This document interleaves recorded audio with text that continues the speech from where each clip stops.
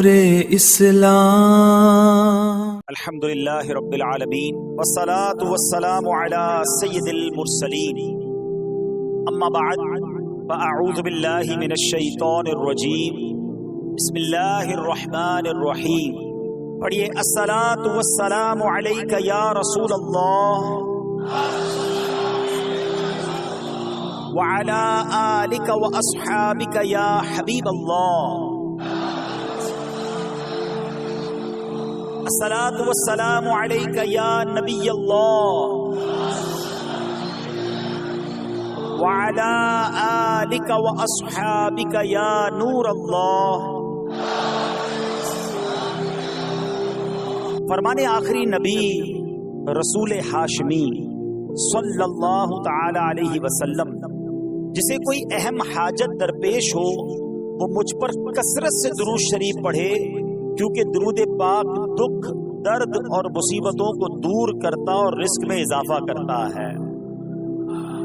تو جب بھی کوئی مشکل آئے، پریشانی آئے، تکلیف آئے، ٹینشن آ جائے، تو اس کا بار بار اظہار کرنے سے ٹینشن دور نہیں ہو جاتا۔ کوئی بھی مشکل آتی ہے بندہ سبھی کو بتاتا پھرے، بار بار ذکر کرتا رہے کہ یار بڑی مشکل میں ہوں، بڑی پریشانی میں ہوں۔ شاعر کہتے ہیں نا کہ دکھوں نے تم کو جو گھیرا ہو تو درود پڑھو، دکھوں نے تم کو جو گھیرا ہو تو درود پڑھو، جو حاضری کی تمنا ہو تو درود پڑھو۔ تو جب ٹینشن دور کرنے کا، مشکل دور کرنے کا، پریشانی دور کرنے کا وظیفہ مل گیا ہے، چابی مل گئی ہے، تو پھر فضول باتیں کرنے کی بجائے ہمیں درود پاک کی کثرت کرنی چاہیے۔ صلو علی الحبیب صلی اللہ تعالی علی محمد صلی اللہ علیہ وسلم۔ آج میں آپ کو اللہ کے ایک نبی کا واقعہ سنانا چاہتا ہوں۔ یہ واقعہ قرآن مجید میں بہت تفصیل کے ساتھ موجود ہے، اور یہ واقعہ ایسا ہے کہ میں ان نبی علیہ السلام کے عمل کا نام لوں تو نبی علیہ السلام کا نام آپ کے ذہن میں خود ہی آ جائے گا۔ یعنی انہوں نے وہ عمل ایسا کیا کہ اب ان کے نام کے ساتھ وہ عمل ایک خاص ٹیگ بن گیا ہے۔ اور اگر میں اب عمل بتاتا ہوں، نام آپ خود بتائیں گے، اور ان کا عمل تھا کہ ان کے اندر کمال صبر تھا۔ اب یہ صبر کرنے والے نبی کون ہیں؟ صبر ایوب علیہ السلام۔ مشہور ہے دنیا میں کہ ایوب علیہ السلام کا جو صبر ہے وہ ضرب المثل بن گیا، وہ ایگزامپل بن گیا۔ صبر تو بہت سارے لوگوں نے دنیا میں کیا، مصیبتیں تو بہت سارے اللہ والوں پر آئیں، مگر حضرت ایوب علیہ السلام کو اس قدر کمال کا صبر جو ان کا تھا، تو کیا واقعہ ہے۔ تو آج مشکلیں ہیں، پریشانیاں ہیں، ٹینشن ہیں، لوگ جب پریشان ہوتے ہیں تو صبر کا دامن تھامنے کی بجائے نارملی بے صبری، شکوے اور شکایات کی طرف جاتے ہیں۔ تو زندگی میں جب بھی کوئی معاملہ آئے نا، ہمیں اللہ کے کلام کی طرف رجوع کرنا چاہیے، اللہ والوں کی سیرت کی طرف رجوع کرنا چاہیے، اور رب کریم کے جو منتخب ترین بندے ہیں، دنیا کے افضل ترین جو افراد ہیں، وہ انبیاء کرام علیہ السلام ہیں۔ تو ہمیں جب بھی کوئی پرابلم آئے، جب بھی کوئی مسئلہ درپیش ہو، پہلے دیکھیں اللہ والوں نے اس موقع پر کیا کیا تھا، قرآن کیا کہتا ہے، حدیث کیا کہتی ہے، تو پھر زندگی میں چیزیں آسان ہو جاتی ہیں۔ تو حضرت ایوب علیہ السلام کی سیرت کے بارے میں جانتے ہیں کہ آپ حضرت اسحاق علیہ السلام کی اولاد میں سے ہیں، اور ان کی والدہ حضرت لوط علیہ السلام کے خاندان سے ہیں۔ اللہ تعالیٰ نے آپ کو ہر طرح کی نعمت سے نوازا تھا۔ آپ حسن و صورت والے بھی تھے، یعنی آپ کو اللہ پاک نے بہت خوبصورت بھی بنایا تھا، اور اللہ کریم نے مال بھی بہت دیا، اولاد میں بھی کثرت دی، یعنی ویل آف لائف تھی، خوبصورتی بھی ہے، مال بھی ہے، اولاد بھی ہے۔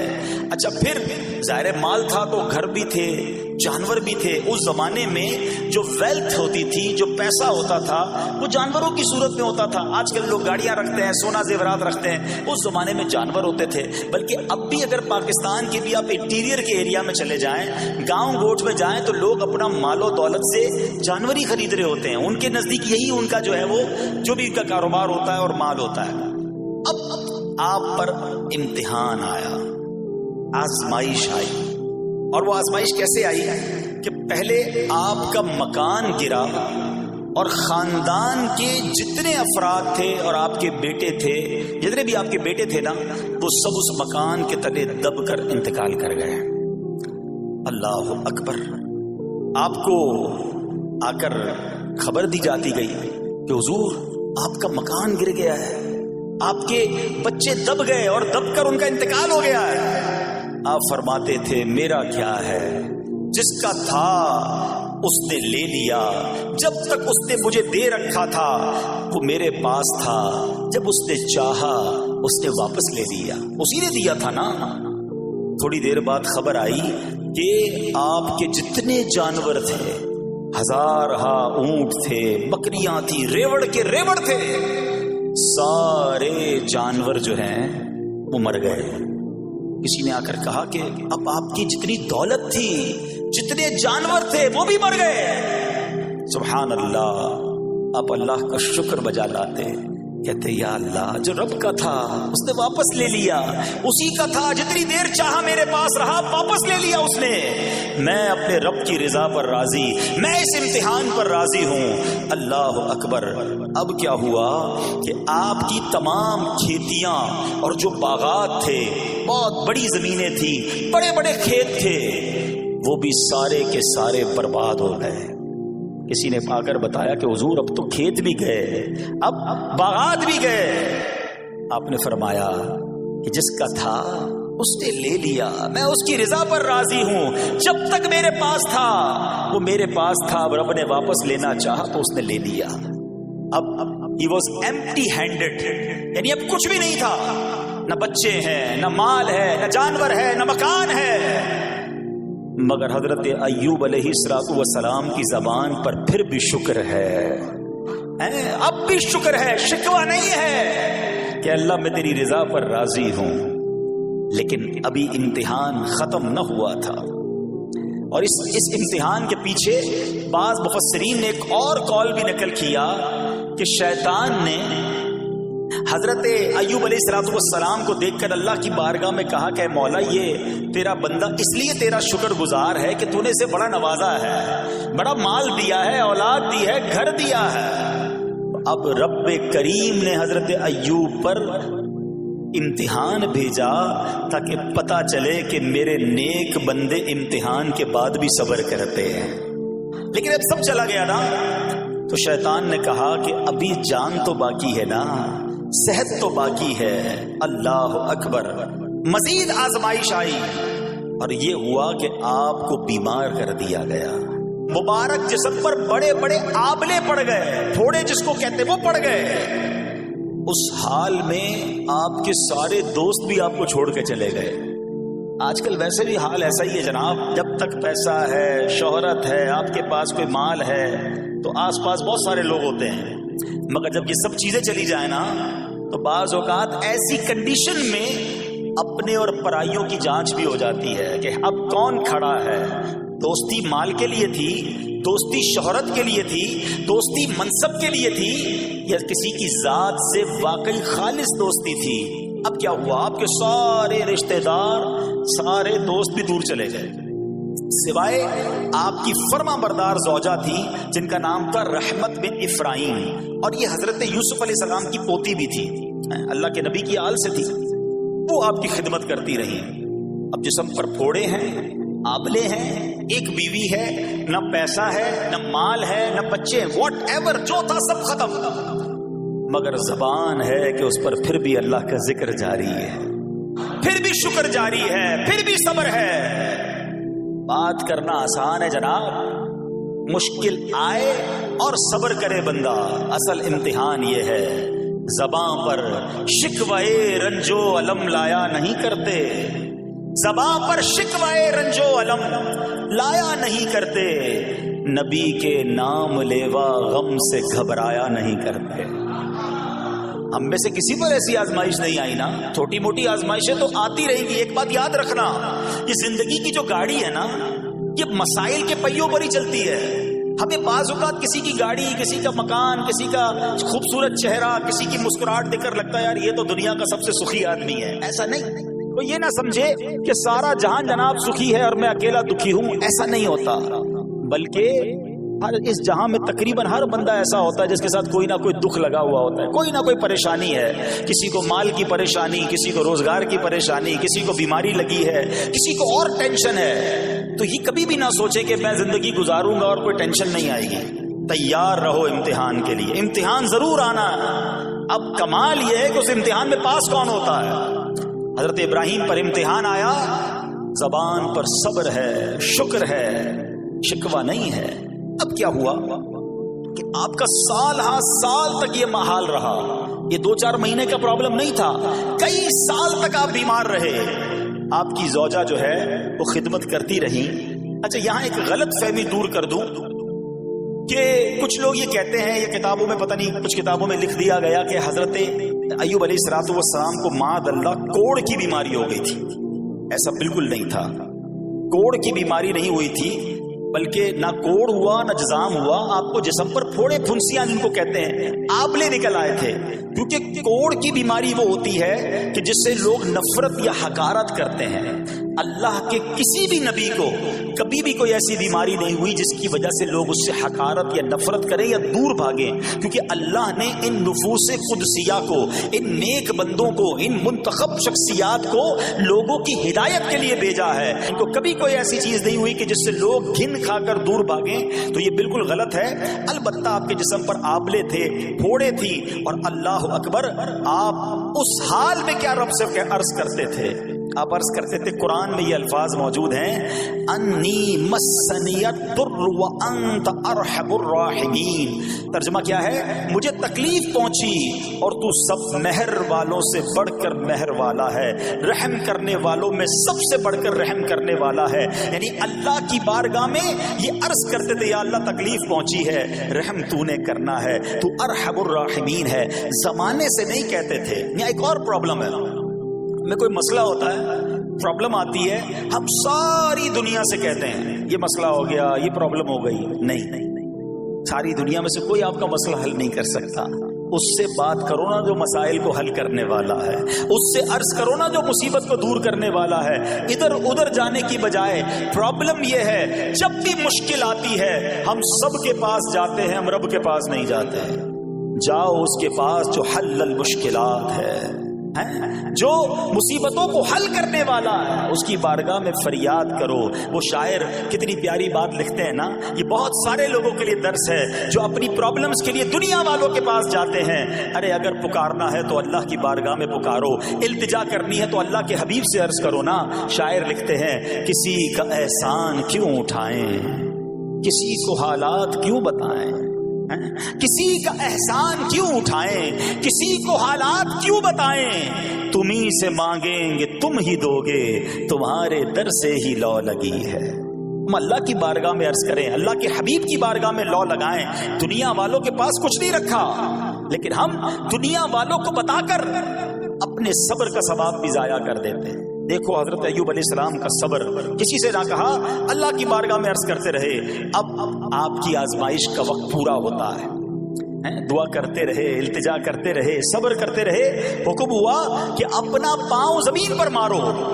حضرت ایوب علیہ السلام نے پاؤں زمین پر مارا تو زمین سے ایک چشمہ پھوٹ اٹھا۔ حکم الہی سے حکم دیا گیا کہ اب اس پانی سے غسل کرو۔ آپ نے جب اس پانی سے غسل کیا تو آپ کی تمام بیماریاں دور ہو گئی۔ پھر آپ 40 قدم چلے، دوبارہ زمین پر قدم مارنے کا حکم دیا۔ قدم مارتے ہی ایک اور خوبصورت لذیذ ٹھنڈے پانی کا چشمہ نمودار ہوا۔ پانی ٹھنڈا، میٹھا اور لذیذ تھا۔ اب آپ نے وہ پانی پیا تو آپ کے باطن میں نور ہی نور پیدا ہو گیا، اور آپ کو اعلیٰ درجے کی صحت و نورانیت حاصل ہو گئی۔ اور سنو، میرا رب تو قادر ہے نا، اللہ تعالیٰ نے آپ کی وہ ساری اولاد جو دب کر کئی سال پہلے مر گئی تھی، انتقال فرما گئے تھے، اللہ نے ان تمام اولاد کو پھر زندہ فرما دیا، اور آپ کی بیوی کو دوبارہ جوانی بخشی، اور اب اس کے بعد بھی آپ کی کثیر اولاد ہوئی۔ سنو سنو، جو جانور چلے گئے تھے نا، اللہ نے مویشی، اسباب، وہ خزانہ اس سے زیادہ آپ کو پھر سے عطا فرما دیا۔ صبر کیا تھا نا، ان اللہ مع الصابرین۔ اچھا یاد سب کو ہے یہ آیت، بچپن سے یاد ہے اللہ صابروں کے ساتھ ہے، صبر کرنے والوں کے ساتھ ہے، مگر صبر کرنا نہیں ہے۔ امتحان آنا ہے تو صبر کرنا نہیں ہے، آیت سب کو پتا ہے۔ اچھا اس کے ساتھ پرابلم ہو جائے نا، اس کو بھی بندہ درس دینے جا رہا ہوتا ہے، بھائی صبر کرنا، اللہ آپ کو صبر دے، لیکن جب اس پر امتحان آتا تو یہ صبر کرتا نہیں ہے۔ دوسروں کو درس دے رہا تھا، آج تیری باری آئی ہے نا، صبر کا دامن نہ چھوڑیں۔ میں آپ کو ایک بات سوال پوچھنا چاہتا ہوں، آج کل ہم بڑے لوگوں سے تعلقات کیوں بنانے کی کوشش کرتے ہیں؟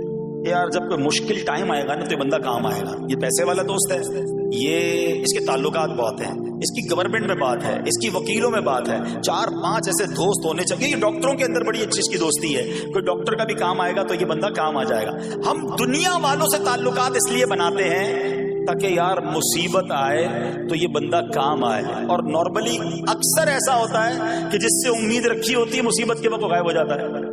لیکن رب خود قرآن میں فرما رہا ہے ان اللہ مع الصابرین، صبر کر لو اللہ کی رحمت تمہارے ساتھ ہو جائے گی۔ اب میں آپ سے سوال کرتا ہوں، دنیا کے تعلقات ہوں یہ ضروری ہے یا یہ فائدہ مند ہے، یا بندہ صبر کر لے تو اللہ کی رحمت ساتھ ہو جائے، سارے غم ویسے ہی دور ہو جائیں گے؟ صبر اس کو نہیں چھوڑنا ہے۔ تو حضرت ایوب علیہ السلام کی زندگی میں ایک اور واقعہ یہ ہوا کہ جب آپ بیمار تھے، آپ کو پتہ ہے جب بندہ بیمار ہوتا ہے تو بعض اوقات اس کی طبیعت پہ کیفیات بھی ہوتی ہیں، تو آپ نے اپنی زوجہ کو پکارا، تو آپ کی زوجہ کچھ دیر میں حاضر ہوئی، تو آپ نے جلال میں آ کر اس کو 100 درے، اپنی زوجہ کو 100 کوڑے مارنے کی قسم کھا لی۔ اب جب صحت آ گئی تو قسم تو آپ نے کھائی ہوئی تھی، تو اب کیا کرتے؟ اس بیوی نے تو خدمت بھی بہت کی تھی، اب اسے کوئی خاص کیفیت تھی، آپ نے قسم اٹھا لی تھی۔ سبحان اللہ، ایوب علیہ السلام کو اللہ کریم نے قرآن میں کیا حکم دیا کہ اے ایوب آپ ایک یعنی 100 جس کو کہتے ہیں تنکے، 100 تنکوں والی جھاڑو لیں اور اس جھاڑو کو ایک مرتبہ اپنی بیوی کو مار دیجئے تو آپ کی قسم جو ہے وہ پوری ہو جائے گی، یعنی قسم کا کفارہ نہیں دینا ہوگا۔ اللہ اکبر، اللہ نے اس نبی علیہ السلام کی فرما بردار بیوی کی جو سزا تھی یا جو معاملہ تھا اس کو کتنا آسان فرما دیا۔ تو رب کریم نے قرآن مجید فرقان حمید میں اس کو کس طرح بیان فرمایا، وَخُذْ بِيَدِكَ ضِغْثًا فَاضْرِب بِهِ وَلَا تَحْنَثْ، فرمایا کہ اپنے ہاتھ میں ایک جھاڑو لے کر اسے مار دے اور قسم نہ توڑ، اِنَّا وَجَدْنَاهُ صَابِرًا، فرمایا ہم نے اسے صابر پایا، نعم العبد، کیا اچھا بندہ، انہو اواب، بے شک وہ بہت رجوع لانے والا ہے۔ ارے آج دنیا کسی کو کہے یہ صبر والا ہے، حضرت ایوب کی شان دیکھو کہ رب فرما رہا ہے قرآن میں انا وجدناہ صابرا، اور ہم نے ایوب کو صبر کرنے والا پایا، صابر پایا۔ اللہ حضرت ایوب کے صبر کے صدقے ہمیں بھی صابرین میں شامل فرما لے۔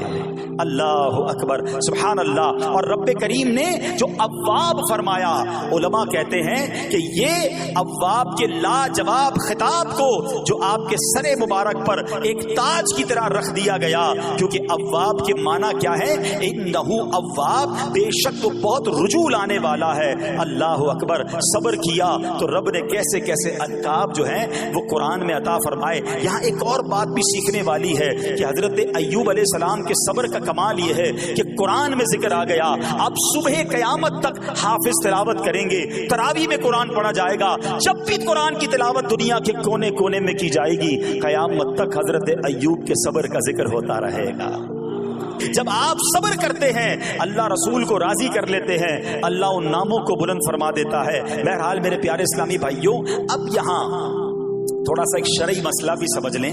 بعض اوقات کہ آپ لفظ سنتے ہیلا، اچھا کچھ لوگ جب یہ لفظ ہیلا سنتے ہیں تو کنفیوز ہو جاتے ہیں، یار یہ کیا، ایک کام کرنا تھا اس کو ایک اور طریقے سے کر دیا، ہمیں سمجھ نہیں آ رہا، عجیب عجیب سی لوگ باتیں کرتے ہیں۔ سبحان اللہ، علماء فرماتے ہیں پہلے ہیلے کا مسئلہ سمجھ لیں۔ فتاوی عالمگیری میں ہے جو ہیلا کسی کا حق مارنے یا اس میں شبہ پیدا کرنے یا باطل ذریعے سے فریب دینے کے لیے کیا جائے وہ مکروہ ہے، اور جو ہیلا اس لیے کیا جائے کہ آدمی حرام سے بچ جائے یا حلال کو حاصل کر لے وہ اچھا ہے۔ انما الاعمال بالنیات، غلط نیت سے ہیلا کہ کسی کا حق دبا لو یا معاذ اللہ زکوٰۃ ادا نہ کرنی پڑے، اللہ کو کوئی دھوکہ نہیں دے سکتا، اللہ دیکھ رہا ہے کہ اس کی نیت کیا ہے، لیکن ہیلا اس لیے ہے کہ حرام سے بچ جائے، حلال حاصل کر لیا جائے۔ تو اس کی جو جواز کی صورتیں ہیں علماء نے فرمایا یہ آیت اس پہ دلیل ہے، اور آیت کیا تھی؟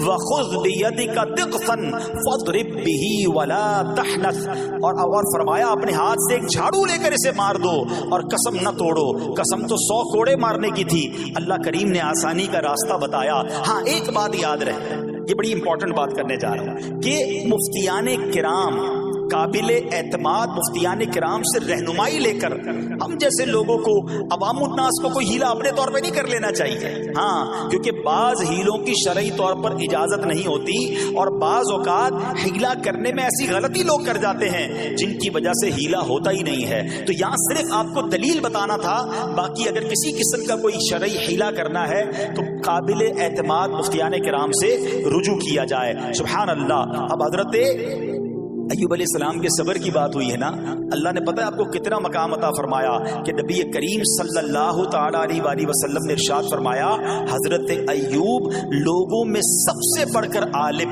صابر اور غصہ پینے والے تھے۔ حضرت ابن مسعود رضی اللہ تعالیٰ عنہ سے مروی ہے کہ حضرت ایوب علیہ السلام قیامت کے دن صبر کرنے والوں کے سردار ہوں گے۔ ہاں، صبر کرنے والوں کے بھی سردار ہوں گے۔ اچھا، بعض اوقات ہوتا کیا ہے، اچانک کوئی پرابلم آ گئی، کہیں آگ لگ گئی، گاڑی میں نقصان ہو گیا، پیسے چوری ہو گئے، موبائل چوری ہو گیا، کوئی چیز میں نقصان ہو گیا، کاروبار میں نقصان ہو گیا، صحت خراب ہوئی، بندہ کہتا ہے یار یہ میرے ساتھ کیوں ہوا ہے، میں نے ایسا کیا کیا ہے۔ بعض اوقات زبان سے شکوے، شکایت، حالانکہ قرآن مجید فرقان حمید نے تو پہلے ہی ہمیں بتا دیا ہے ہمارا پرابلم پتہ ہی کیا ہے۔ ہم بہت ساری باتیں جانتے ہیں دنیا کی، قرآن و حدیث پڑھتے نہیں ہیں تو مینٹلی پریپیئرڈ نہیں رہتے۔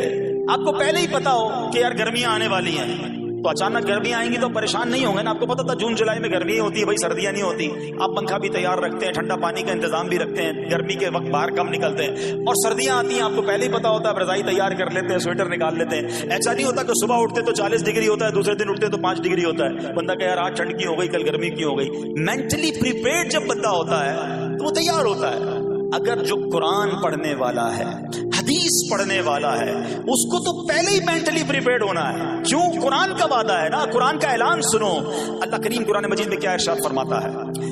بسم اللہ الرحمن الرحیم وَلَنَبْلُوَنَّكُمْ بِشَيْءٍ مِّنَ الْخَوْفِ وَالْجُوعِ وَنَقْصٍ مِّنَ الْأَمْوَالِ وَالْأَنفُسِ وَالثَّمَرَاتِ وَبَشِّرِ الصَّابِرِينَ۔ اور ضرور ہم تمہیں آزمائیں گے۔ کیا فرمایا؟ ضرور آزمائیں گے، تیار رہو، دیر از ایگزامینیشن۔ اچھا، آزمائش کن کی چیزوں کی ہوگی؟ سبحان اللہ، قرآن نے لسٹ بھی دے دی ہے کہ آزمائش کیا ہوگی۔ فرمایا کچھ ڈر سے، اچانک خوف آ جاتا ہے نا، کوئی دشمن آ جاتا ہے، کوئی دھمکی دے رہا ہوتا ہے، اچانک حالات خراب ہو جاتے ہیں، دل میں خوف بیٹھ جاتا ہے۔ پھر فرمایا بھوک سے، مال کم ہو گیا، تنگی آ گئی تو بھوک سے۔ پھر فرمایا کچھ مالوں اور جانوں اور پھلوں کی کمی سے، کبھی کاروبار میں نقصان ہوگا، کبھی کسی کے باغات ہے تو باغ فصل اجڑ سکتی ہے، آپ کو کوئی نقصان ہو سکتا ہے، کسی جگہ آگ لگ سکتی ہے، اور جانوں کی کمی سے بیماری بھی آ سکتی ہے۔ مگر آگے کیا فرمایا؟ وَبَشِّرِ الصَّابِرِينَ، خوشخبری سنا ان صبر والوں کو۔ اور جب سبحان اللہ یہ ایگزام آتا ہے نا، جو اس ایگزام سے نکل جاتا ہے تو رب نے فرمایا خوشخبری ہے۔ اللہ اکبر۔ ہم نے زندگی میں دیکھا ہے جس نے مصیبت پر صبر کیا، اللہ کی رضا پر راضی رہا، اللہ نے مشکل سے بھی نکالا اور پہلے سے اسے زیادہ عطا فرما دیا۔ ہمارا پرابلم ہی ہم ٹیسٹ میں فیل ہو جاتے ہیں۔ جیسے امتحان شروع ہوا، واویلا شروع، شور شروع، شکوے شروع، سب کو بتانا، حالانکہ کر کوئی نہیں سکتا لیکن سب کو بتائیں گے۔ نہ کرو ایسا، میں جانوں میرا رب جانے، مجھے کیوں کسی کو بتانا؟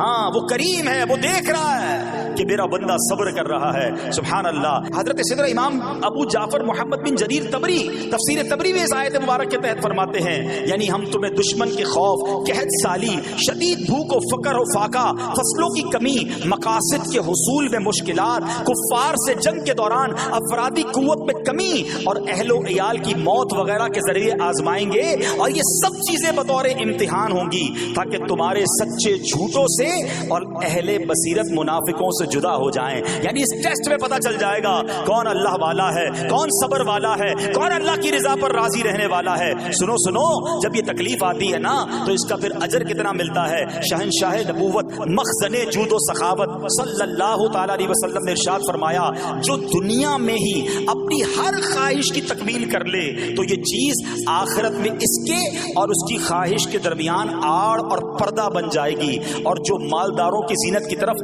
اپنی نگاہیں دراز کرے تو وہ آسمان والوں کے سامنے بے عزت ہو جاتا ہے. اور جو شدید بھوک پر صبر کرے اللہ عز و جل اس کو جنت الفردوس میں جہاں چاہے گا ٹھکانہ عطا فرمائے گا.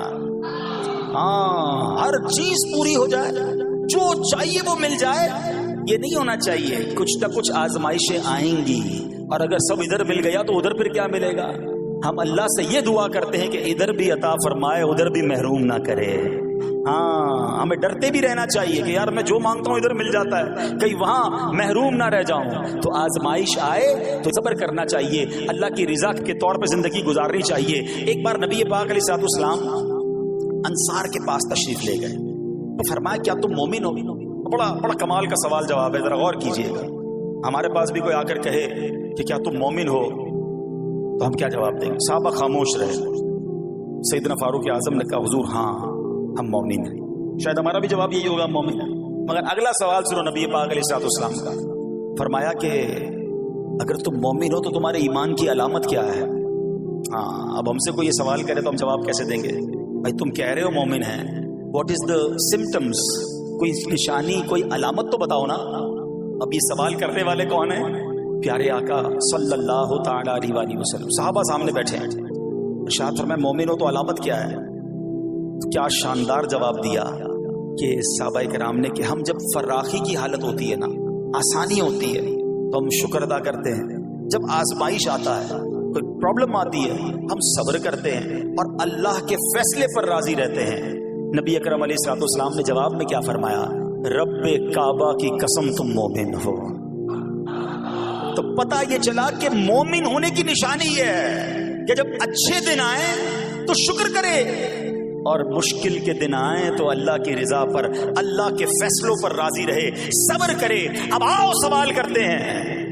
اچھے دن آتے تو ہم کیا کرتے ہیں؟ ارے بھائی میں تو انتظار میں تھا، تھوڑے پیسے آئیں تو فلاں عیاشی کروں، فلاں گناہ کروں. تھوڑے پیسے تھے تو وہ کام ہی نہیں کر پا رہا تھا، اب تو موقع لگا ہے، اب تو دن آئے ہیں. معاذ اللہ، جس کو اللہ نعمتیں دیتا ہے، فراخی دیتا ہے، تو وہ اللہ کی نافرمانی میں لگ جاتا ہے. اور جب اس کو کوئی آزمائش بھیجتا ہے تو وہ ناشکری کہہ کر، بلکہ بعض اوقات تو کفریہ کلمات منہ سے نکال کر ایمان سے بھی ہاتھ دھو بیٹھتا ہے. ایسا نہیں ہونا چاہیے. عقل مند وہ ہے، یاد رکھنا کہ رب جتنی عطائیں بڑھائے ہم اتنے سجدے بڑھائے، ہم اتنے صدقے بڑھائیں. دیکھو نا دنیا میں کیا ہوتا ہے، آپ کو کوئی تحفہ دے آپ کیا کہتے ہیں؟ شکریہ، جزاک اللہ. دوبارہ تحفہ دے آپ کہتے ہیں بہت مہربانی. تیسری بار دے بندہ کہ یار یہ تو مجھ پر کتنا مہربان ہے. اتنی مہربانیاں. ناراض نہیں ہونا چاہیے. جو تمہیں دنیا میں 2-4 تحفے دے دے تم اسے ناراض نہیں کرنا چاہتے. جب سے میں پیدا ہوا، جب سے وہ نواز رہا ہے، وہ ناراض نہ ہو جائے اس کا کوئی خیال نہیں. وہ دیے جا رہا ہے. ہم تو دیکھتے ہیں نا، بندہ غریب ہوتا ہے، تھوڑے گناہ، جیسے جیسے امیر ہوتا گیا اس کے پر پرزے نکلنا شروع ہو جاتے ہیں. مسجد سے دور، نمازوں سے دور، معاذ اللہ حرام کاموں میں پڑ جاتا ہے. ارے اللہ کے بندے، تجھے رب نواز رہا ہے، تیرے تو سجدے بڑھنے چاہیے تھے.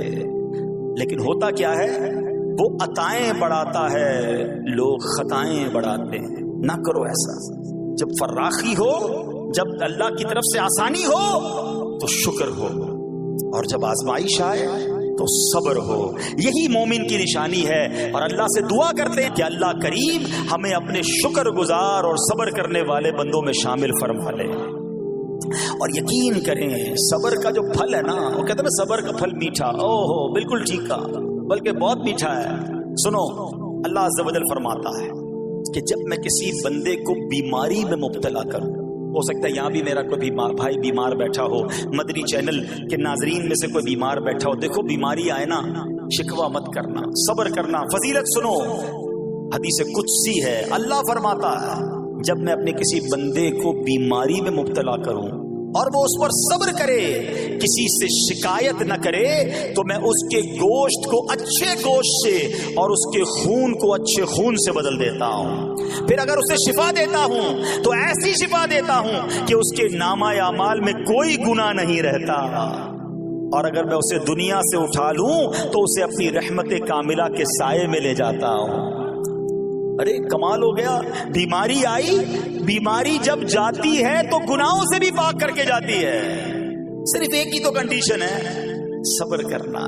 बीमारी आई, सब्र करना, हाँ, किसी से बात ना करें, शिकवा ना करें, अल्लाह की बारगाह में अर्ज करें, मौला तेरी मेहरबानी, हाथ में दर्द है बाकी जिस्म तो सलामत है, ए अल्लाह आंख में दर्द है बाकी जिस्म तो सलामत है, ए अल्लाह गुर्दों में प्रॉब्लम है, मेरा बाकी जिस्म तो सलामत है, ये भी तेरी मेहरबानी है। अल्लाह करे कि हम शुक्रगुजार बंदे बन जाएं, क्योंकि ये बीमारी तो हमारे गुनाह मुआफ करवाने आई थी, मगर अफसोस ये है कि जो गुनाह मुआफ करवाने वाला काम हमारे साथ हुआ उसमें भी हमने अल्लाह को नाराज कर दिया और शिकवे शिकायत की। सुनो सुनो, उसने अखलाक के पैकर नबियों के ताजवर सल्लल्लाहु ताला अलैहि वसल्लम ने इरशाद फरमाया, अभी तो सिर्फ बीमारी की बात हुई ना, अब आओ अगर किसी को कारोबार में नुकसान हो गया, किसी के पैसे कम हो गए, किसी की जानो माल का कोई नुकसान हुआ, कोई आग वगैरह लग गई, सुनो अल्लाह के हबीब अलैहिस्सलाम फरमाते हैं कि अल्लाह इरशाद फरमाता है, फिर हदीस कुदसी है कि जब मैं अपने किसी बंदे के बदन या उसके माल या उसकी औलाद की तरफ कोई सख्ती भेजूं, फिर वो सब्रे जमील के साथ उसका इस्तकबाल करे, तो क़यामत के दिन मुझे इससे हया आएगी कि मैं उसके लिए मीज़ान कायम करूं या उसका नामा अमाल खोलूं। हाय हाय हाय, समझते हो इसका मतलब? अल्लाह फरमा रहा है मुझे हया आएगी कि अपने बंदे से अब क्या हिसाब लूं। जब आजमाइश भेजी थी तो इसने सब्र किया था, इसने शिकवा नहीं किया था। खुदा की कसम मैं आपसे पूछता हूं, मेरा कोई नुकसान हो जाए और कयामत के दिन मेरा नामा अमाल न खोला जाए, मुझे अल्लाह की बारगाह में हिसाब न देना पड़े, मुझे बताओ ये दुनिया के हिसाब नुकसान की क्या हैसियत है अगर उधर बख्शा जाए। सुनो तो सही, रब फरमा रहा है कि मुझे हया आती है कि उसके लिए मीज़ान कायम करूं या उसका नामा अमाल खोलूं। अरे ये सारी दुनिया की दौलत, ये सारी दुनिया की आसाइश एक तरफ, अगर कयामत के दिन हिसाब किताब में आसानी मिल जाए, अल्लाह बिला हिसाब जन्नत में दाखिल कर दे, इससे बढ़कर कोई नेमत नहीं। मगर आज अफसोस ये होता है कि अगर किसी पर इम्तिहान आता है, वो इस इम्तिहान में फेल हो जाता है। इस हदीस में एक लफ्ज इस्तेमाल हुआ सब्रे जमील के साथ। अब ये भी बड़ा मसला है कि लोगों को यही नहीं पता कि सब्रे जमील है क्या। लोग कहते तो बहुत हैं अल्लाह पाक आपको सब्रे जमील अता फरमाए, अब उससे पूछो भाई सब्रे जमील की तारीफ क्या है, तो फिर तारीफ नहीं पता होती। ये किसी जमील भाई का सब्र नहीं है कि जिसको सब्रे जमील कहा जाता है। सब्रे जमील की तारीफ समझो। उलमा कहते हैं किसी मुसीबत ज़दा और गैर मुसीबत ज़दा को बराबर में देखो, मगर दोनों में कोई फर्क नजर ना आए। यानी चेहरा भी ना बताए कि वो किसी मुश्किल में है, उसकी आदतें भी ना बताएं कि वो किसी प्रॉब्लम में है, यानी उसको देखकर पता ही ना चले कि वो बड़ी मुश्किल में है। फरमाया ये है सब्रे जमील। मगर आज हमारा हाल ये है, हमारा चेहरा बता देता है भाई खैर तो है, बड़ी टेंशन में हो, हाँ यार क्या करूं बस मोबाइल टूट गया, अरे भाई बड़ी चेहरे पे बड़ी हवाइयां उड़ रही हैं, बस क्या करूं जनाब आज 5,000 रुपए खो गए। 5,000 रुपए खो जाएं, छोटा सा नुकसान हो जाए, हमारा चेहरा बता देता है कि हमारे साथ कोई मामला हुआ है। सब्रे जमील ये है कि देखकर कोई पहचान ही ना सके कि ये बंदा कितनी मुश्किल में है, चाहे अंदर कितनी तकलीफ में हो, दुनिया वालों को ना बताए, क्योंकि वो रब का बंदा है, वो अल्लाह की बारगाह में फरियाद करे। ये सब्रे जमील है और अल्लाह इसे हम सबको नसीब फरमाए। हाँ, ये बड़ी कमाल की बात है। हम क्या करते हैं, सारे जहान को बताते हैं। अच्छा, फिर आखिर में लोग कहते भी हैं, जब पूरे मोहल्ले को बता दिया ना, फिर उसके बाद कहते हैं बस क्या करें भाई सब्र ही कर रहे हैं। अब आप सब्र नहीं कर रहे हजरत, हाँ आपका सब्र चला गया, आपने सारी दुनिया को तो बता दिया। सब्र ये है कि सब्र पहले सदमे पर होता है। जैसे ही आपको कोई सदमा लगा ना, अब आप जाने रब जाने, ना बताएं किसी को। ٹھیک ہے وہ الگ بات ہے، آپ کسی کو دعا کے لیے کہہ دیں، لیکن بڑا نقصان ہو گیا، بڑی مشکل ہو گئی، بڑی پریشانی ہو گئی، اس سے حل تو کوئی نہیں ہونا۔ اچھا ہمارا ماجرا ایک اور بھی بڑا عجیب ہے، مشکل ہو جائے تو سب کو بتاتے ہیں، آسانی ہو جائے تو پھر کسی کو نہیں بتاتے ہیں۔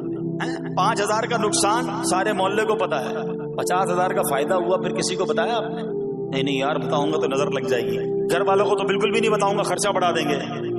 گھر والوں کو ساری ٹینشن کی خبریں جا کے دے رہے ہوتے ہیں، مارکیٹ میں بڑا نقصان ہو گیا، آج بڑا مندہ ہے، ارے بھائی کاروبار بالکل نہیں ہے، تاکہ گھر والوں کا خرچہ روک سکے۔ اور جیسے ہی کاروبار اچھا ہو گیا گھر جاتے پھر بھی وہی والا منہ بنا لیتے ہیں، تاکہ ان کو پتا نہ چلے میں بڑے پیسے کمانے لگا ہوں۔ یہ نہ کیا کریں۔ ہاں ٹینشن آپ کسی کو بتا کر اپنا صرف ثواب ضائع کرتے ہیں، باقی کچھ نہیں ہوتا، کرنا رب نے ہے۔ اور یہ اگر آزمائش میرے درجے بلند کرنے آئی ہے، اگر یہ آزمائش مجھے اللہ کے قریب کرنے آئی ہے تو پھر تو اس کا استقبال ہونا چاہیے نا۔ ہاں ہمارے بزرگان دین تو آزمائشوں کا استقبال کیا کرتے تھے۔ اور سنو یہاں ہو سکتا ہے کہ میرا کوئی نابینا بھائی بیٹھا ہو، بعض اوقات ایسا بھی ہوتا ہے کہ اچانک کسی کی بینائی چلی جاتی ہے، آنکھیں ٹھیک ہوتی ہیں اور اچانک ایکسیڈنٹ ہوا یا کوئی واقعہ ہوا ہے، بہت بڑی آزمائش۔ اللہ اس آزمائش سے ہمیں محفوظ رکھے۔ مگر دیکھو میرے رب کی شان دیکھو، جب بھی کوئی تکلیف آتی ہے نا بندہ صبر کرے، اس تکلیف کا اجر تیار ہے، اس کا کمال سے اس کی رحمت تیار ہے، رحمت کی برسات تیار ہے۔ سنو اللہ فرماتا ہے کہ اے جبرائیل جب میں اپنی کسی بندے کی بینائی لے لوں تو اس کا اجر یہ ہے کہ میں اسے اپنے دیدار سے مشرف فرماؤں گا۔ ہاں آنکھیں گئی ہیں مگر اللہ فرماتا ہے میں اپنا دیدار کرواؤں گا، بس صرف صبر کرنا ہے۔ اسی طرح میرے پیارے اسلامی بھائیوں، بعض لوگوں کے یہاں بچے کا انتقال ہو جاتا ہے، چھوٹے چھوٹے بچوں کا انتقال ہو جاتا ہے، یا بعض اوقات پیدائشی بچہ مرا ہوا ہوتا ہے، پیدا اس کا انتقال ہو جاتا ہے، یا بعض اوقات ولادت سے پہلے ہی بچہ ضائع ہو جاتا ہے، بہت شور، بڑا واویلا، بڑا رونا پیٹنا گھروں میں ہوتا ہے۔ مت کیا کرو ایسا، یقین کریں یہ بہت بڑا انعام تمہیں ملنے جا رہا ہے۔ ایسا نہ ہو یہ رونا پیٹنا، یہ بے صبری، یہ اللہ کی بارگاہ میں شکوے شکایات، اتنے بڑے تم اجر سے محروم رہ جاؤ۔ سنو اللہ کے آخری نبی صلی اللہ تعالی علیہ وسلم نے فرمایا جس مسلمان جوڑے کے 3 بچے انتقال کر جائیں اللہ عز و جل ان بچوں پر فضل و رحمت کرتے ہوئے ان دونوں یعنی ماں باپ کو جنت میں داخل فرمائے گا۔ صحابہ کرام نے عرض کی کسی کے 2 بچے، فرمایا 2 بچے بھی، پھر عرض کی اور 1، فرمایا 1 بھی، پھر فرمایا اس ذات کی قسم جس کے قبضہ قدرت میں میری جان ہے، جس عورت کا کچا بچہ فوت ہو جائے یعنی حمل ضائع ہو جائے اور وہ اس پر صبر کرے تو وہ بچہ اپنی ماں کو اپنی ناف کے ذریعے کھینچتا ہوا جنت میں لے جائے گا۔ یہ تو جنت کا ٹکٹ تھا۔ مگر شکوے شکایات، الامان والافیز، گھر میں موت میت کو نقصان ہو جائے، ہماری عورتیں ہمارے گھر کے افراد وہ واویلا کرتے ہیں۔ معاذ اللہ، بعض اوقات تو کفریہ کلمات زبان پر ہوتے ہیں، معاذ اللہ ثم معاذ اللہ، کہتے کہ اللہ کو ہمارا ہی گھر ملا تھا، اتنے چھوٹے بچے کا کیا قصور تھا؟ استغفر اللہ۔ یہ تمہارے جملے، ایک تو گھر میں مصیبت پہلے آئی ہوئی ہے اور تم اللہ پر اعتراض کر کے معاذ اللہ اللہ کو ظالم کہہ کے اپنا ایمان بھی ضائع کر بیٹھے، یہ تو اس سے بڑی مصیبت ہو گئی نا۔ تو نہ کریں ایسا، سیکھو۔ آج میں نے آپ کے سامنے حضرت ایوب علیہ الصلوۃ والسلام کی سیرت اور قرآنی واقعہ بیان کیا کہ سب کچھ چلا گیا مگر وہ اللہ کی رضا پر راضی تھے، رب نے انہیں صبر کرنے والا بندہ بھی فرمایا اور ساری نعمتیں پہلے سے زیادہ عطا فرما دی۔ ہاں بالکل نوازا جائے گا، صبر کا دامن اگر نہ چھوڑیں۔ سنو ہمارے اسلاف کیسے صبر کرتے تھے۔ حضرت سیدنا فتح موصلی رحمت اللہ تعالی علیہ کی زوجہ محترمہ رضی اللہ تعالی عنہا کا پاؤں پھسل گیا اور ان کا ناخن ٹوٹ گیا، وہ مسکرانے لگی۔ اللہ اکبر، کبھی کبھی ہمارا بھی ناخن ٹوٹا ہوگا، بہت تکلیف ہوتی ہے، ناخن ٹوٹے تو جان نکل جاتی ہے، مگر آپ مسکرانے لگی۔ کسی نے پوچھا کہ آپ کو ناخن ٹوٹنے کا درد نہیں ہوا، آپ مسکرا رہی ہیں؟ تو فرماتی ہیں کہ اس درد پر جو ثواب ملے گا نا، مجھے درد پر صبر کروں گی اور جو مجھے اس پر ثواب ملے گا تو اس ثواب کے تصور نے میرے درد کی تلخی کو دور کر دیا۔ ہائے ہائے ہائے، یہ ہے اللہ والے۔ ہاں صبر کرنا کوئی ان سے سیکھے۔ میرے پیارے اسلامی بھائیوں، احادیث میں روایتوں میں یہ مضمون ملتا ہے کہ اللہ کریم کی بارگاہ میں بندے کا کوئی درجہ رکھا ہوتا ہے، یعنی اللہ کی رضا یہ کہ بندہ اس سٹیج تک پہنچ جائے، اس درجے تک پہنچے، مگر وہ نماز کے ذریعے، روزوں کے ذریعے، عبادتوں کے ذریعے اس درجے تک نہیں پہنچتا، پھر اللہ اس پر آزمائش بھیجتا ہے کہ میرا بندہ صبر کر لے تاکہ صبر کر کے اس درجے کو حاصل کر لے۔ ہائے ہائے، یعنی مجھ پر کوئی آزمائش آئی تھی میرے درجے بڑھانے، مگر ہائے میری بے صبری کہ میں نے وہ درجہ پانے کا موقع ضائع کر دیا، میں نے وہ ثواب پانے کا موقع ضائع کر دیا۔ خدا را یاد رکھنا، اگر کسی آزمائش سے گزر رہے ہو تب بھی، اور اگر آئندہ کوئی آزمائش آئے، صبر کا دامن نہ چھوڑنا، یہ تصور کر لینا کہ یہ میرے گناہ معاف کرنے کا ذریعہ بن رہا ہے، یہ میرے درجے بڑھانے کا ذریعہ بن رہا ہے۔ اور سنو، جب مصیبت آئے تو پڑھنا کیا ہے؟ رسول اللہ صلی اللہ تعالی علیہ وآلہ وسلم نے فرمایا، جو مصیبت کے وقت انا للہ و انا الیہ راجعون کہتا ہے تو اللہ عز و جل اس کی پریشانی دور فرما دیتا ہے اور اس کے کام کا انجام اچھا فرماتا ہے، اور اسے ایسا بدل عطا فرماتا ہے جس پر وہ راضی ہو جاتا ہے۔ یہ پڑھ لیں، لیکن شکوہ نہ کریں، دنیا والوں کو بتانے کی حاجت نہیں۔ اچھا، وہ جو میں بات کر رہا تھا کہ تکلیف سب کو بتانی ہے اور راحت کے بارے میں کسی کو کوئی شکر کرتا ہوا نظر نہیں آتا۔ ایک بار ایک شخص کے سر پر جو ہے نا وہ تکلیف ہوئی نا، سر میں درد ہو گیا، اس نے پٹی باندھی اور گھومنے لگا۔ اس زمانے میں حضرت رابعہ بصریہ رضی اللہ رحمۃ اللہ تعالی علیہا، اللہ کی بہت بڑی ولیاں ہیں، آپ نے اس کو دیکھا کہ کیوں پٹی باندھی ہے؟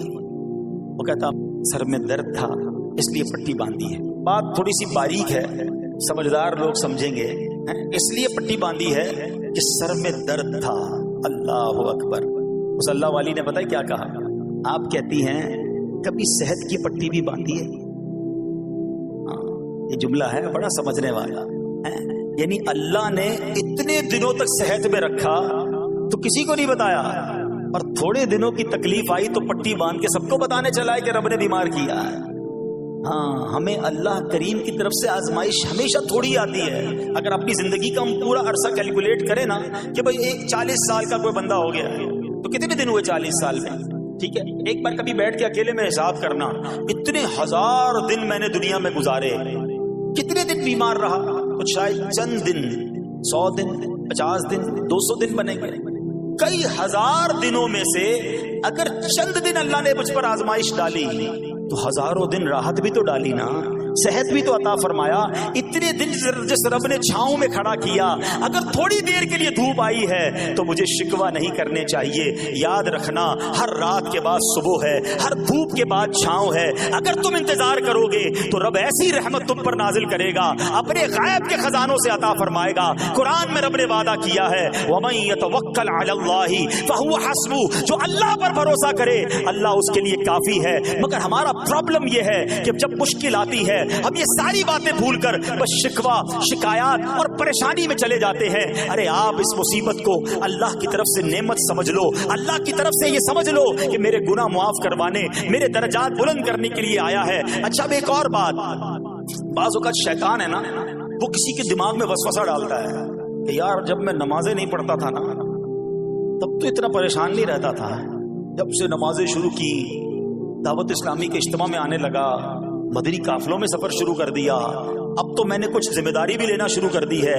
ارے میں نے جب سے امامہ پہنا ہے، یہ داڑھی رکھ لی ہے، میری کوئی اسلامی بہن سن رہی ہے کہ بے پردہ گھومتی تھی تو کوئی اتنا ٹینشن نہیں تھا، اب میں نے جناب پردہ کرنا شروع کیا ہے، قرآن پڑھنا شروع کیا ہے تو ٹینشنیں شروع ہو گئی ہیں۔ اب شیطان بعض لوگوں کے ذہنوں میں یہ وسوسہ ڈالتا ہے کہ میں تو دین کے قریب ہو رہا ہوں، اللہ کے قریب ہو رہا ہوں، اور مجھ پر آزمائشیں کیوں آ رہی ہیں؟ سنو، سبحان اللہ، اللہ کے حبیب علیہ الصلوۃ والسلام کی کیا شان ہے۔ اعلیٰ حضرت ایسے ہی نہیں کہتے کہ میں نثار تیرے کلام پر، ملی یوں تو کس کو زبان نہیں، وہ سخن ہے جس میں سخن نہ ہو، وہ بیان ہے جس کا بیان نہیں۔ میرے آقا نے کم و بیش 1450 سال پہلے یہ مسئلہ سالو کر دیا۔ حضرت سیدنا سعد بن ابو وقاص رضی اللہ تعالیٰ عنہ فرماتے ہیں کہ میں نے عرض کی، یا رسول اللہ صلی اللہ تعالیٰ علیہ وسلم، سب سے زیادہ مصیبتیں کن لوگوں پر؟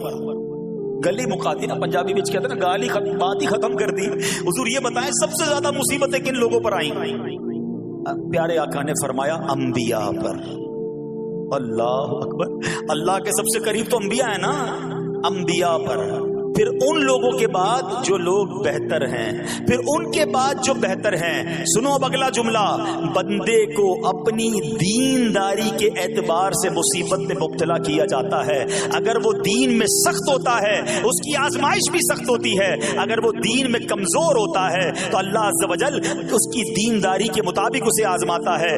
بندہ مصیبت میں مبتلا ہوتا رہتا ہے یہاں تک کہ اس کے دنیا میں ہی اس کے سارے گناہ بخش دیے جاتے ہیں. گویا اللہ کی یہ رحمت ہے کہ بندہ بڑا نیک ہو رہا ہے، رب چاہتا ہے کہ اس بندے پر آزمائش بھیجوں، میرا نیک بندہ صبر کرے، اس کے گناہ معاف ہو جائیں اور میرے پاس آئے تو اس کو جنت میں داخل کر دوں. اللہ اکبر. اے پیارے اسلامی بھائیو، یاد رکھنا اب جو میں نے ایک سوال قائم کیا تھا نا کہ یار میں تو دین کے قریب، میں تو اللہ کے قریب ہونے کی کوشش کر رہا ہوں اور ایک کے بعد ایک آزمائش آ رہی ہے، یہ کیا ہے؟ اب ایک اور حدیث سن لو. سبحان اللہ. حضرت سیدنا انس رضی اللہ تعالیٰ عنہ سے روایت ہے، سرکار والا تبار، ہم بے قصوں کے مددگار، شفیع روز شمار، تو عالم کے مالک و مختار صلی اللہ تعالی علیہ وآلہ وسلم نے فرمایا، جب اللہ عز و جل کسی بندے سے محبت فرماتا ہے، سننا ذرا غور سے، اللہ عز و جل جب اپنے کسی بندے سے محبت فرماتا ہے یا اسے اپنا دوست بنانے کا ارادہ فرماتا ہے تو اس پر آزمائشوں کی بارش فرما دیتا ہے. سوال ہے نا کہ میں اللہ دوست بھی بنا رہا ہے، اللہ کریم اس پر محبت بھی فرما رہا ہے اور آزمائشیں بھی بھیج رہا ہے. دوست پر آزمائشیں کون بھیجتا ہے؟ دوست کو تو راحتیں ڈالی جاتی ہیں. ہائے ہائے، اب یہی تو امتحان ہے، یہی تو چیک ہے. سنو، نبی پاک فرماتے ہیں جب اللہ اس پر آزمائش بھیجتا ہے نا، وہ بندہ اپنے رب کو پکارتا ہے، اے میرے رب عز و جل. تو اللہ فرماتا ہے میرے بندے تو جو کچھ مجھ سے مانگے گا میں تجھے عطا فرماؤں گا، تو جلد ہی تجھے دے دوں گا اور اسے تیری آخرت کے لیے ذخیرہ کر دوں گا. سبحان اللہ. یعنی اللہ والوں کو آزمایا جاتا ہے، ان کے درجات بلند کیے جاتے ہیں، ان کے گناہ معاف کیے جاتے ہیں. تو اے میرے پیارے اسلامی بھائیوں، کبھی بھی یہ ذہن میں خیال مت لانا کہ یار میں دین میں قریب آ رہا ہوں، میری آزمائشیں بڑھ رہی ہیں. سمجھ لو امتحان شروع ہو گیا ہے، ٹیسٹ شروع ہو گیا ہے. اب اس ٹیسٹ میں مجھے کامیاب ہونا ہے اور اللہ کے مزید قریب جانا ہے. زندگی میں جو گناہ ہو گئے ہیں یہ میرے گناہوں کا انشاءاللہ کفارہ بن جائے گا، میرے درجات کی بلندی کا سبب بن جائے گا. اللہ سے عرض کرنا، اے مولا میں تیری رضا پر راضی، میں تیرے فیصلوں پر راضی، اب تک جو دیا تھا تو نے دیا تھا، یہ سب کچھ تیرا ہے. اے رب جب تو واپس لے گا میں اس پر راضی. جب یہ ثابت قدمی نصیب ہو گئی پھر دیکھو غیب کے خزانوں سے کیسا آپ کے دل پر سکینہ اترے گا، پھر کیسا آپ پر رحمتوں کا نزول ہوگا. تو اے میرے پیارے اسلامی بھائیوں، مصیبتیں آ چکی اور آنے بھی والی ہیں. پہلے ذہنی طور پر تیار رہنا، مگر صبر کرنا. یہ چند دنوں کی، چند گھنٹوں کی، چند لمحوں کی مصیبت ہے مگر یہ تمہارے درجات کو بلند کر دے گی. رب کریم صبر کرنے والوں کو پسند فرماتا ہے. اور جو میں نے بات کہی تھی کہ صبر بھی کرے اور جب اللہ کریم کی طرف سے راحتیں آ جائیں تو شکر بھی کریں. کیا شاندار رب کا قرآن میں فرمان ہے. اللہ فرماتا ہے وَإِذْ تَأَذَّنَ رَبُّكُمْ لَئِن شَكَرْتُمْ لَأَزِيدَنَّكُمْ وَلَئِن كَفَرْتُمْ إِنَّ عَذَابِي لَشَدِيدٌ. اللہ قرآن میں فرماتا ہے اور یاد کرو جب تمہارے رب نے اعلان فرما دیا کہ اگر تم میرا شکر ادا کرو گے میں تمہیں اور زیادہ عطا کروں گا. ہاں شکر کرو رب اور دے گا، مگر اگلا حصہ سمجھنے والا ہے. اور اگر تم ناشکری کرو گے تو میرا عذاب سخت ہے. اللہ نے اپنے عذاب سے بھی ڈرایا ہے اور شکر کرنے کا درس بھی دیا ہے. تو بہرحال میرے پیارے اسلامی بھائیوں، اللہ کریم سے میں دعا کرتا ہوں کہ اپنے نیک بندوں کے صدقے، کربلا والوں کے صبر کے صدقے، نبی پاک علیہ الصلوۃ والسلام کے طائف کے میدان میں پتھر کھا کر دعا دینے والے صبر کے صدقے، رب کریم ہمیں بھی صبر کی نعمت نصیب فرمائے. صرف زبانی نہیں، قلبی طور پر ہمیں صبر کرنے والوں میں شامل فرما لے. اگر ہم پر کوئی آزمائش ہے تو رب کریم یہ آزمائش ہمارے گناہوں کا کفارہ بنا دے، ہمارے درجات کی بلندی کا سبب بنا دے. دعوت اسلامی کے مدنی ماحول سے اگر ہم وابستہ رہیں گے نا تو ہمیں انشاءاللہ صبر کرنے کا پریکٹیکل جو ہے وہ موقع بھی ملتا رہے گا. کیونکہ صبر کیسے کرنا ہے اس کی کوئی پریکٹس بھی تو ہونی چاہیے نا. تو مدنی قافلے جب اس میں جاتے ہیں نا تو آرام اپنے گھر جیسا نہیں ملتا. खाना अपने घर जैसा नहीं मिलता, बाज़ औक़ात सफर में तकलीफ होती है, तो ये प्रैक्टिकली आपको सब्र करने का मौका मिलता है। तो अगर आप वाकई साबरीन में शामिल होना चाहते हैं तो मदनी काफिलों में सफर अपना मामूल बनाएं। अल्लाह करीम हम सबको मदनी काफिलों में सफर की तौफीक अता फरमाए। मेरे